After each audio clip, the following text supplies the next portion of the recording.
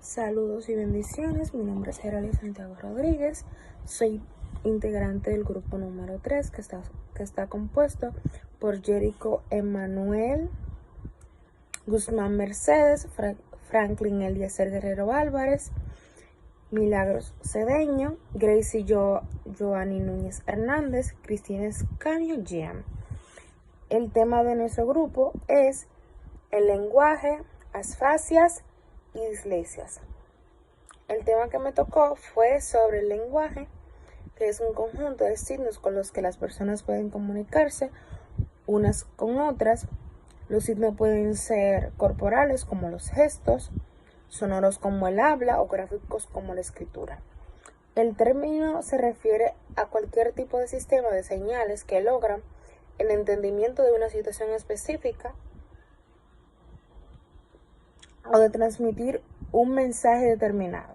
La Real Academia de la Lengua define el lenguaje como la facultad del ser humano de expresarse y comunicarse con los demás a través del sonido articulado o de otros sistemas de signos. La actitud para expresarse se manifiesta en la capacidad humana para comunicar pensamientos y sentimientos a través de la palabra.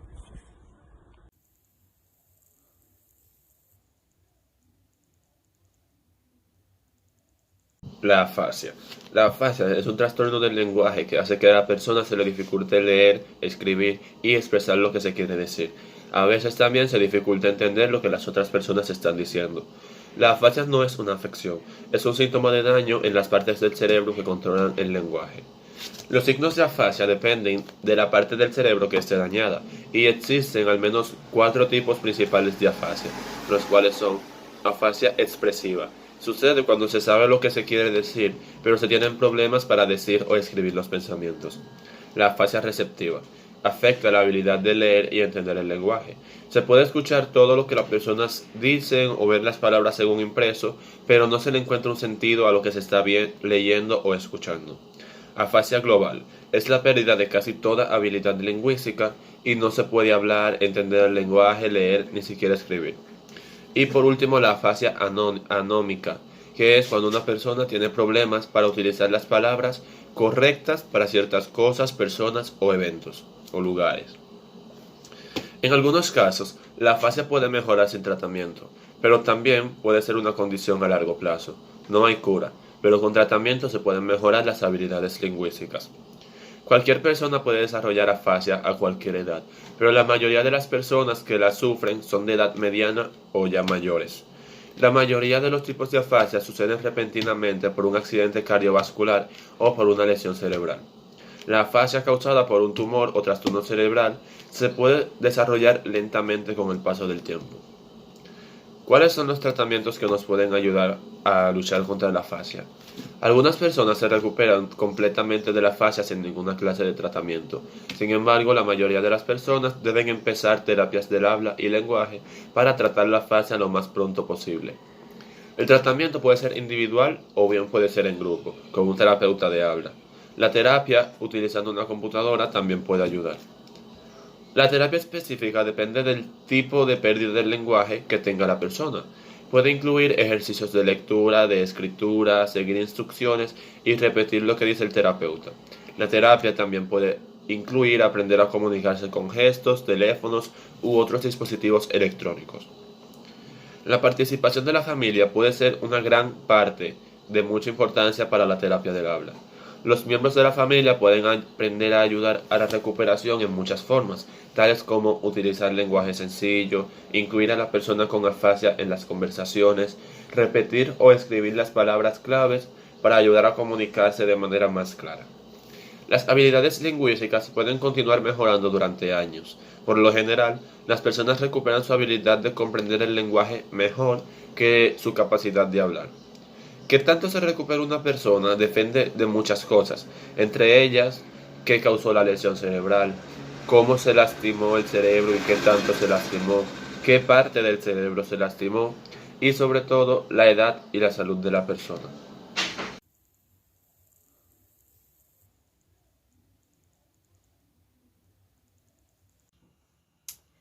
Una de las causas, la causa de la afasia. Una de las causas más frecuentes de la afasia es el daño cerebral. Esto resulta en un accidente cerebrovascular, es decir, el bloqueo o la ruptura de un vaso sanguíneo en el cerebro. La falta de suministro de sangre en el cerebro produce la muerte de las células cerebrales o el daño en las regiones que controlan el lenguaje. El daño cerebral producido por una lesión grave en la cabeza, ya sea un tumor, una infección o un proceso degenerativo, también produce afasia. En estos casos, la afasia generalmente ocurre con otros tipos de problemas cognitivos, como problema de memoria o ya sea confusión. La afasia progresiva es el término que se utiliza para la dificultad del lenguaje que se desarrolla progresivamente. Esto se debe a la degeneración gradual de las neuronas, ya sean cerebrales, ubicadas en la parte del lenguaje, ya sean que se ocasionen en diferentes tipos de afasia, ya sea una demencia más generalizada. Ya sea en ocasiones diferentes pueden ocurrir episodios temporales de afasia. Estos episodios pueden deberse a migrañas, convulsiones o un accidente isquémico transitorio. Un accidente hacia una región del cerebro. Las personas que ya han tenido un accidente isquémico transitorio están expuestas a un mayor riesgo de tener un accidente cerebrovascular, ya sea en un futuro cercano. Hasta aquí. Saludos, soy su compañero de psicobiología, Franklin Eliezer Guerrero. Voy a estar hablando sobre qué es la dislexia. La dislexia es una discapacidad del aprendizaje en lectura. Las personas con dislexia tienden a tener dificultad en la lectura, en la comprensión lectora, en la ortografía, entre otras, escritura, entre otras. Esta dificultad o esta discapacidad no está relacionada o no tiene que ver con la inteligencia del individuo, no tiene que ver con la habilidad de leer del individuo. La dislexia es una condición común que dificulta leer. Algunos expertos creen que entre el 5% y el 10% de la población dan señales de dificultad en la lectura. La dislexia no se cura, pero existen enfoques de enseñanzas y estrategias que pueden ayudar a mejorar las habilidades lectoras. Cualquier persona de cualquier edad puede ser evaluada para dislexia, pero las pruebas para los niños y para los adultos son diferentes. Es cuanto. Gracias por la atención. Mi nombre es Gracie Núñez, pertenezco al grupo número 3 de psicobiología y le voy a estar hablando acerca de las causas de la dislexia. Esta enfermedad tiende a ser hereditaria y parece estar relacionada con ciertos genes que afectan el proceso de la lectura y el aprendizaje en el cerebro, con factores de riesgos que se encuentran en el entorno. Estos factores de riesgos son los siguientes: antecedentes familiares de dislexias u otras dificultades para aprender, así como el nacimiento prematuro o bajo peso al nacer, expansión de la nicotina, drogas, bebidas alcohólicas o una pequeña infección durante el embarazo que pueda perjudicar el desarrollo del cerebro del feto, así como las diferencias individuales en las partes del cerebro que permiten la lectura. Tiene ciertas complicaciones, así como las complicaciones en el aprendizaje. Un niño que se encuentra con esta enfermedad se le haría muy difícil, en el caso de la lectura, poder aprender y ir a la paz de sus compañeros. También están los problemas sociales. Una persona que se encuentra con esta enfermedad y no es tratada con anticipación puede causarle lo que es la ansiedad, problemas en la conducta, agresión, entre otras. Los problemas en la adultez y por último, los niños que sufren de esta enfermedad, o sea, la dislexia, tienden a ser más propensos a lo que es el trastorno de déficit de atención, ya que la enfermedad puede ir empeorando y puede ser difícil de tratar. Es cuanto, hasta aquí mi parte. Hola, mi nombre es Cristina Escaño y soy integrante del grupo número 3 y el tema que me tocó fue los tipos de dislexia. Pero antes de entrar en materia quiero darle una breve definición acerca de qué es la dislexia.